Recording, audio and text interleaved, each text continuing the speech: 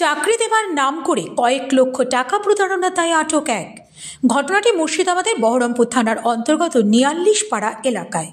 প্রতারকের কথায় গত 2018 সালে স্বাস্থ্য দপ্তরে গ্রুপ ডি পদে চাকরি নিয়োগ করার জন্য 5 লক্ষ টাকা দাবি করেন প্রদীপ পাল। টাকা নিয়ে আমি চাকরি করি, দিও না, নিও না, করিও না। প্রথম কথা হচ্ছে, আমি আমার ভাইদের জন্য একজন ব্যক্তিকে ঠিক করেছিলাম যে আমাদের একটু বেকার ছেলেবেলে একটু যোগাযোগ করে দে।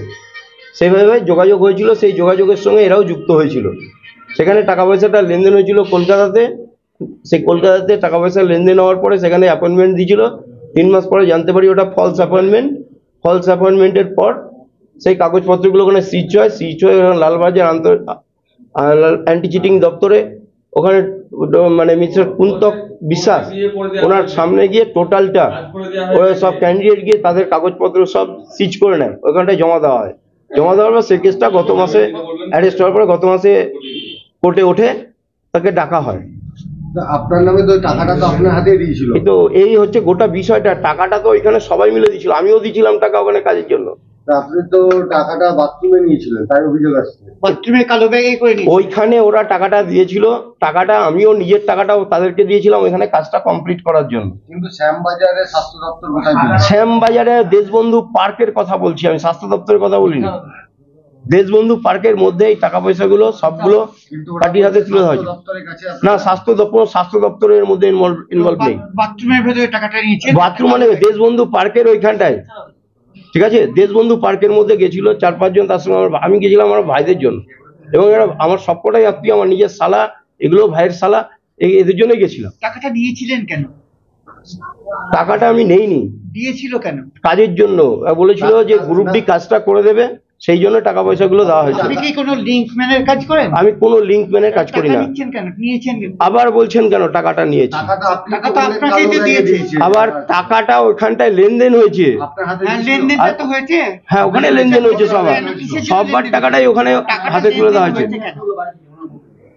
গ্রুপ ডির টাকাটা দেবে বলে, গ্রুপ ডির কাজ করে দেবে বলেছিল, সেই জন্য টাকাটা নিয়েছিল। চাকরির প্রলোভনে পড়ে দীপক দাস নামের এক ব্যক্তি সেই টাকা প্রদীপ পালকে দিলেই প্রতারণা শুরু হবে বলে বারবার ঘোরাতে থাকে দীপক দাসকে। প্রতারণা বুঝতে পেরে গত বছরের ফেব্রুয়ারি মাসে তাদের মধ্যে একটি মীমাংসা হয় এবং 2 লক্ষ টাকা ফেরত দেন। গত বছরের নভেম্বর মাসের সমস্ত বকেয়া পরিশোধ করতে বলা হয়। এই প্রদীপ পাল ইনি 2018 সালে মার্চ মাসে স্বাস্থ্য দপ্তরে গ্রুপ ডিতে চাকরি দিয়ে বলে আমার কাছ থেকে 5.5 লক্ষ টাকা নেয় প্রদীপ কুমার পাল। তারপরে এরকম দিনের দিন চাকরি আজ দেবো কাল দিব এরকমও বলেছে উনি, যে জয়নিং লেটার চলে এসছে যে কালকে নবগ্রামে জয়নিং করছি, এরকমও বলেছে উনি।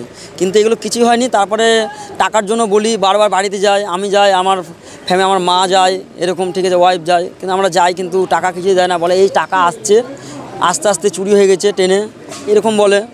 তো এরকম টাকা আজ দেবো কাল দেবো, লাস্টে এরকম কিছু হলো না। এই 5 বছর কেটে গেল। 2023-এ এই আপনার এটা জুন জুলাই মাসের দিকে একটা লিখিত হয়েছে মৌরিকে দিয়ে উনি বলেছে যে হ্যাঁ 5 মাসের মধ্যে আমাকে 5.5 লক্ষ টাকা কমপ্লিট করে দেবে। তার মধ্যে উনি 2 লক্ষ টাকা দিয়েছে আমাকে, ঠিক আছে। কিন্তু এখনও 3.5 লক্ষ টাকা পাবো। ওনার ডেট ছিল নভেম্বরের 1 তারিখের মধ্যে কমপ্লিট করে দেবে পুরো টাকাটা। কিন্তু তারপর থেকে ওনাকে ফোন করি, উনি ফোনও রিসিভ করে না, উনি কোনো কিছু রেসপন্সও দেয় না। তারপরে 2-2.5 মাস হয়ে যাচ্ছে।